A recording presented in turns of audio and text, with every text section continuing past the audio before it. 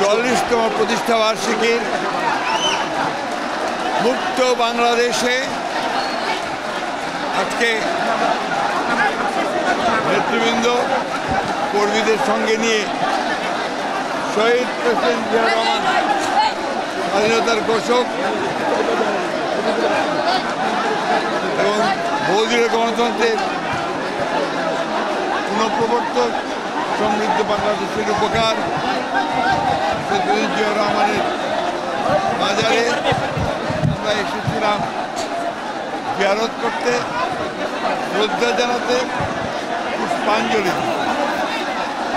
এখানে আমরা শহীদ প্রেসিডেন্ট জিয়া রহমানের আত্মার মাগফিরাত কামনা করেছি।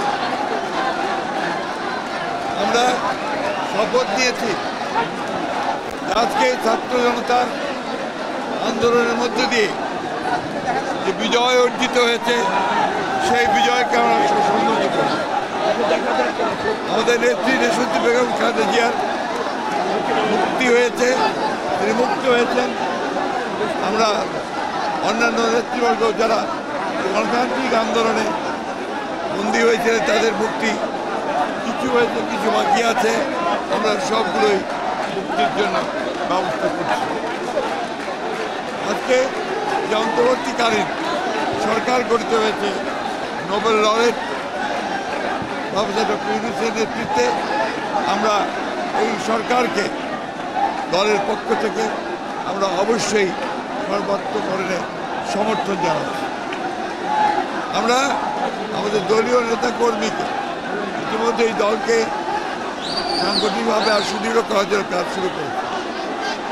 কিছু সংখ্যক ব্যক্তি আজকে ছাত্র জনতার এই বিজয়কে নস্যাৎ করে দেওয়ার জন্য ষড়যন্ত্র করতে, চক্রান্ত করছে।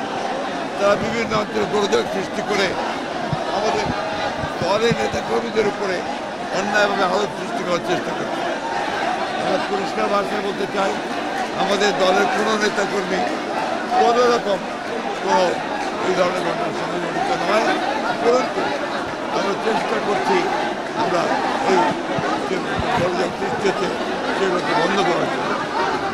আমরা খুব পরিষ্কার করে বলতে চাই আমরা একটা নতুন বাংলাদেশ চাই। আমরা চাই একটা গণতান্ত্রিক বাংলাদেশ, সাম্য মানবিক অধিকার, ন্যায় বিচারকে প্রতিষ্ঠিত করে আমরা এই নতুন বাংলাদেশ গঠন করতে চাই। আজকে এই নতুন প্রতিষ্ঠা বার্ষিকীর মধ্যে দিয়ে স্বেচ্ছাসেবক দল নতুনভাবে গড়ে উঠবে বলে আমরা প্রত্যাশা করি। ধন্যবাদ।